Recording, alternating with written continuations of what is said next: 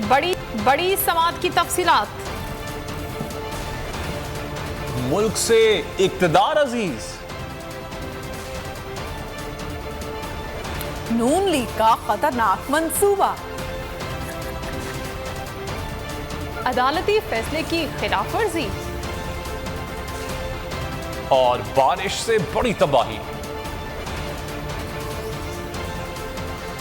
तो बड़े केस की बड़ी सुनवाई आज होगी। डिप्टी स्पीकर पंजाब असेंबली दोस्त मजारी की रूलिंग के खिलाफ सुप्रीम कोर्ट आज समाअत करेगा। अदालत ने डिप्टी स्पीकर दोस्त मजारी, हमजा शहबाज समेत साइलीन और उनके वकला को तलब कर रखा है। वजारत आला के उम्मीदवार परवेज इलाही समेत पीटीआई के दीगर रहनुमा भी अदालत हाजिर होंगे। हुकूमती इत्तेहादी और पीडीएम में शामिल जमातों ने फुल कोर्ट बेंच तश्कील देने के लिए सुप्रीम कोर्ट में पटिशन दायर करने का फैसला किया है। दूसरी जानिब किसी भी बदनज़मी से बचने के लिए सुप्रीम कोर्ट की सिक्योरिटी फुल प्रूफ कर दी गई है। आज अदालत में मजीद क्या होने जा रहा है ये मालूम कर लेते हैं सीनियर तज्जियाकार समी इब्राहिम से। समी साहब, बहुत शुक्रिया आपके वक्त का। तो समी साहब, क्या एक्सपेक्टेशंस हैं, आज होने क्या जा रहा है?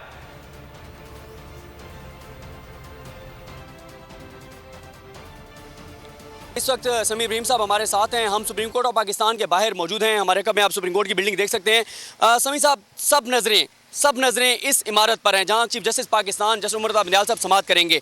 एक तो ये बताइए कि आज जो है वो चौधरी शुजात साहब के जैसे कहा गया कि उनको भी लाया जाएगा यहाँ पर, उनके आने का कोई फ़ायदा होगा? दूसरा मेरा सवाल यह है कि पिछले अगर हम 24 घंटों की बात करें, 24 घंटे में 12 प्रेस कॉन्फ्रेंसेस की गई मुस्लिम लीग नून की जानिब से, पीपल्स पार्टी की जानिब से, मौलाना फजल रहमान साहब की जानिब से, या इनके जो हामी वकला तंजीमें उनकी जानिब से। क्या उसका कोई असर आप देखते हैं बेंच पर या उमर अब्दुल बंदियाल साहब पर? मुझे नहीं लगता कि कोई असर होगा। सबसे पहले तो मैं चौधरी शुजात वाले मामले पे बात करता हूँ। आइन और कानून बिल्कुल वाज़ेह है। पार्लिमानी पार्टी की हदायत के मुताबिक वोट जाएगा। पार्लिमानी पार्टी ने फैसला किया और 10 के 10 MPs जो थे, जो पार्लिमानी पार्टी को कंपोज करते हैं, उन्होंने चौधरी परवेज इलाही को वोट दिया। सजाद भट्टी जो पार्लिमानी लीडर हैं उनके कहने पर, साजिद भट्टी जो है, पार्टी हेड की इस हवाले से कानून में, आइन में कोई हैसियत नहीं है।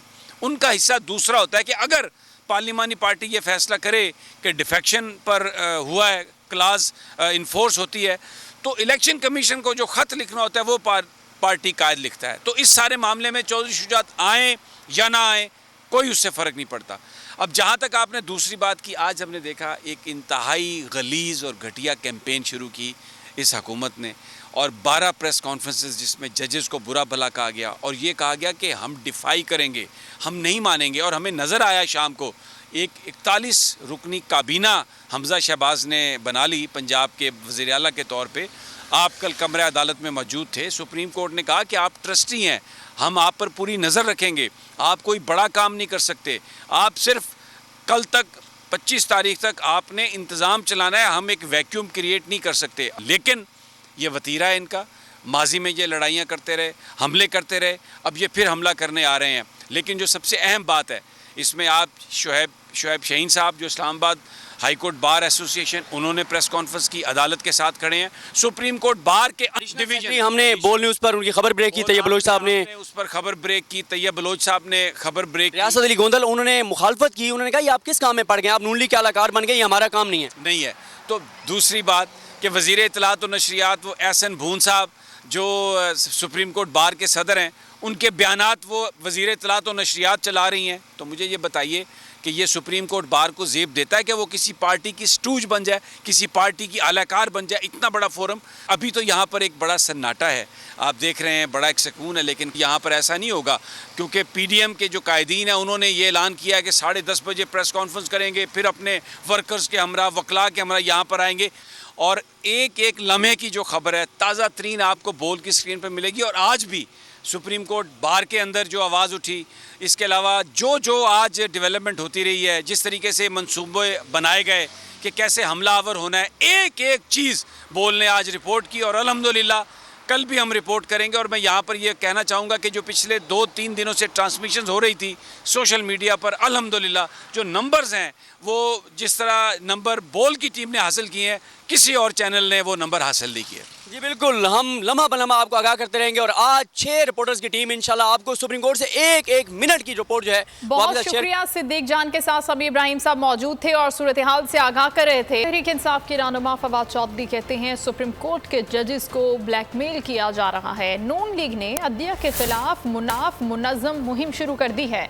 529 अकाउंट से 11,000 ट्वीट्स किए गए जो प्लान का हिस्सा है। इस्लामाबाद में मीडिया से बातचीत करते हुए कहा कि ये लोग सुप्रीम कोर्ट के कवानीन की खुल्लम खुल्ला खिलाफ वर्जी है। डिप्टी स्पीकर अपने बालों समेत गायब है। कल ये सुप्रीम कोर्ट पर दोबारा हमला करने वाले हैं। फरूख हबीब ने कहा कि नून लीग का सारा रिकॉर्ड ही ऐसा है। ये लोग हमेशा इदारों पर हमलावर होते हैं। पंजाब असम्बली में डिप्टी स्पीकर ने चाबी वाले खिलौने का किरदार अदा किया। उन्होंने ही खुद आर्टिकल 63 की गलत तशरीह की, खुद ही सुप्रीम कोर्ट के फैसले की भी गलत तशरीह की।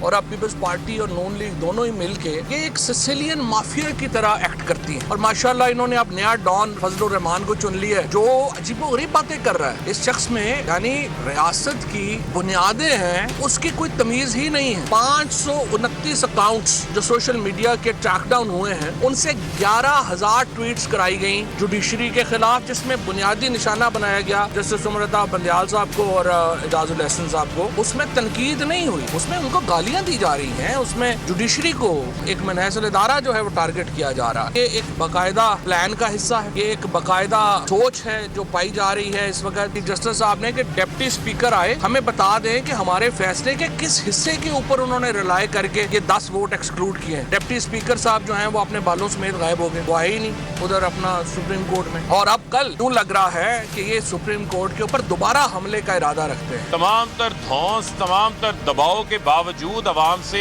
ये मुस्तरद शुदा टोला है। जब से ये चूसनी लेके सियासत के अंदर आए हैं वो चूसनी का मजा अभी तक इनके मुंह से गया ही नहीं है। दबाव क्रिएट करके अपनी मर्जी के फैसले ले। जो डिप्टी स्पीकर एक चाबी वाला खिलौने का उसने किरदार अदा किया, जितनी चाबी दे दी उतना उसने सबक पढ़ के आके सुना दिया। आर्टिकल 63A(1)(b) की तशरीह भी खुद से गलत कर दी और जो सुप्रीम कोर्ट का 17 मई का शॉर्ट ऑर्डर है उसकी भी खुद से तशरीह गलत कर दी। सरबराह मौलाना फजलुर रहमान भी हर्जा सराई पर उतर आए। फुल बेंच के सिवा किसी भी बेंच का फैसला मानने से इनकार कर दिया। प्रेस कॉन्फ्रेंस में कहा कि चाहते हैं 3 रुकनी की बजाय फुल कोर्ट तश्कील दिया जाए। वज़ीर आला पंजाब का मामला फौरी अदालत में जाना बाइस तशवीश है। JUIF ने इस मामले पर फरीक बनने का फैसला किया है। मुशावरत के बाद अदालत में दरख्वास्त दायर की जाएगी। मौसम की सूरत हाल का और सबसे पहले बात करते हैं कराची की, जहां आज मुसलसल बारिश बरसती रही। जल थल एक हो गया। सुबह से होने वाली बारिश के बाद बेशतर इलाके अब जेर-ए-आब हैं। ट्रैफिक की रवानी भी बुरी तरह मुतासिर हुई। कई इलाकों में बिजली भी मुअत्तल रही। पानी घरों में दाखिल हो गया और गाड़ियां भी डूब गई। या डूबती गाड़ियां और घरों में जमा पानी, ये है कराची में होने वाली मुसलसल बारिश की कहानी। कराची में मॉनसून का चौथा स्पेल, बादल ऐसे बरसे कि सब कुछ डुबो दिया। बारिश लगातार होती रही जिसने कई इलाकों में पानी जमा कर दिया। नागन चौरंगी फिर डूब गया। ट्रैफिक का निजाम दरहम बरहम हो गया। ये कराची का इलाका शादमान है। ये वही मकाम है जहाँ फैमिली नाले में गिरी थी। ट्रैफिक पुलिस और दीगर सिक्योरिटी इदारे भी मुतहर्रिक ट्रैफिक कंट्रोल से लेकर अवाम की मदद करते दिखाई दिए। वजीर आला सिंध और एडमिनिस्ट्रेटर कराची का भी मुख्तलिफ इलाकों का दौरा। महकमा मौसमियात ने मजीद बारिश की पेशगोई कर रखी है। कम अज कम ये मेरे ख्याल में ना कुछ नहीं तो 150 के आसपास रिकॉर्ड हो जाएगी। यानी जो रात वाला स्पेल है वो अगली सुबह तक इसमें ये इम्कान दिखाई देता है। महकमा मौसमियात के मुताबिक बारिश का ये सिलसिला 26 जुलाई तक जारी रहेगा। कराची में बारिश से हर तरफ पानी ही पानी है। घर डूब गए, गाड़ियां डूब गईं और तो और पुलिस थाना भी बारिश के पानी में डूब गया। गडाप टाउन थाना बारिश के पानी में डूब गया। पुलिस एहलकार तैरकर थाने में पहुंचे। और शहर कायद में शदीद बारिशों का सिलसिला जारी है। शहर की मेन शाहरा भी तालाब का मंजर पेश करने लगी। कोरंगी रोड पर भी घुटनों पानी जमा हो गया। शहरियों को शदीद मुश्किलात का सामना है। इंतजामिया की क्या सूरत हाल है ये मालूम कर लेते हैं बोल न्यूज़ के नुमाइंदे मोहम्मद सलीम से। सलीम, सड़कों पर पानी ही पानी है, इंतजामिया कहाँ है? जी बिल्कुल, देखें शहर कायद में मानसून के तीसरे स्पेल की मूसलाधार बारिशों का सिलसिला जारी है। शहर के मुख्तलिफ इलाकों में ज़ोरदार बारिश का सिलसिला जारी है। मैं इस वक्त कोरंगी रोड के मकाम पर मौजूद हूँ, जहाँ पर जो है वो इस वक्त बारिश का सिलसिला भी जारी है, लेकिन ये जो है वो मेन सड़क है, मेन शारा है, उस पर घुटनों घुटनों पानी जमा हो चुके हैं। एक शहर की मेन सड़क पर पानी जमा हो चुका है, जिसकी जो है वो निकासी के लिए कोई भी जो है वो लोकल गवर्नमेंट का जो एम्प्लॉई है या जो इंतज़ामिया की जानिब से कोई टीम ऐसी नहीं दिखाई देती। वज़ीर आला सिंध की जानिब से टीमें तश्कील दी गई थी मिनिस्टर्स की सरबराही में, वो यहाँ पर टीम नहीं दिखाई देती। अलबत्ता अगर हम बात करें इस बारिश की वजह से शहरियों को क्या परेशानियाँ हैं, तो यहाँ पर घुटनों घुटनों पानी है। तो यहाँ जहाँ तस्वर ही नहीं किया जाता, यहाँ पर मोटरसाइकिलें चलें, छोटी गाड़ियों वाली जो फैमिलीज़ हैं, जो रिक्शों में फैमिलीज़ आ रही हैं, उनको काफ़ी परेशानी का सामना करना पड़ रहा है। इस शदीद बारिश के बाद रोड ये जो है वो शारा फैसल काला पुल से आ रहा है और ये कोरंगी क्रॉसिंग की तरफ जा रहा है, जो मेरे दाएं। शुक्रिया सलीम आपका। गुलशन इकबाल के मुख्तलिफ ब्लॉक्स में बारिश का पानी और गटर का पानी मिक्स होकर लोगों के घरों में जा रहा है।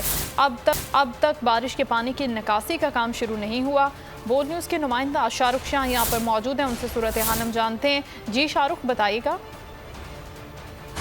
जी बिल्कुल, देखिए इस वक्त हम मौजूद हैं गुलशन इकबाल ब्लॉक 13D1 में और इस वक्त बारिश के बाद शहर भर की सूरत हाल बद से बदतरीन हो गई है और इस इलाके की भी हालत जो है वो बदतरीन हो चुकी है। इंतज़ामिया मौके से गायब नज़र आ रही है। सिंध हुकूमत के दावे और एडमिनिस्ट्रेशन कराची के जो दावे थे बारिश की हिकमती अमली के हवाले से, वो धरे के धरे रह गए और उनकी कल ही मुकम्मल तौर पर इस बारिश के मानसून के स्पेल में जो है वो खुल चुकी है।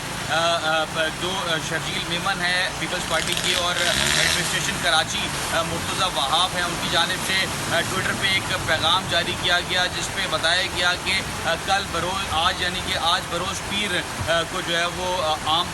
ठीक है, शुक्रिया कर रहे थे।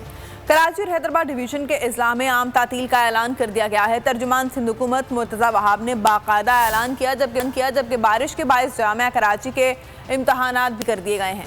तर्जुमान जामिया कराची के मुताबिक नई तारीख का ऐलान बाद में किया जाएगा। कोरंगी कैंट बोर्ड के सीईओ ने नायब सदर के हमरा कोरंगी में बारिश के बाइस ज़ेर-ए-आब आने वाले इलाकों का दौरा किया और नशेबी इलाकों के तहफ़्फ़ुज़ के लिए हिफाजती इक़दाम करने की फौरी हिदायत की। कोरंगी ने नायब सदर कोरंगी कैंट बोर्ड शौकत सवाती के हमरा भिटाई कॉलोनी के तमाम इलाकों का दौरा किया। दौरे के मौके पर तालाब बनने वाले इलाकों में पानी कम करने, नशेबी इलाकों के तहफ़्फ़ुज़ के लिए हिफाजती इक़दाम करने की फौरी हिदायत दी। इस मौके पर मसाजिद के लाउड स्पीकर्स में मकामी बाशिंदों से अपील की गई कि बारिश के दौरान बच्चों को खेलने की इजाज़त ना दें, ताकि किसी भी नाखुशगवार वाक़े से बचा जा सके। मुल्क भर में मानसून की बारिशों के बायस ट्रेन ऑपरेशन शदीद मुतासिर हुए हैं। कराची से रवाना ट्रेनें 9 घंटे तक ताख़ीर का शिकार हैं। शाह हुसैन एक्सप्रेस 9 घंटे और खैबर मेल 7 ताख़ीर का शिकार है। रहमान बाबा और पाकिस्तान एक्सप्रेस 6 घंटे ताख़ीर का शिकार हैं। ग्रीन लाइन, कराकरम, मिल्लत, सर सैयद और कराची एक्सप्रेस 4 घंटे ताख़ीर का शिकार रहीं। अल्लामा इकबाल एक्सप्रेस 5 घंटे ताख़ीर का शिकार है। इसी तरह बहाउद्दीन ज़करिया, शालीमार एक्सप्रेस और पाक बिजनेस 3 घंटे ताख़ीर का शिकार हैं।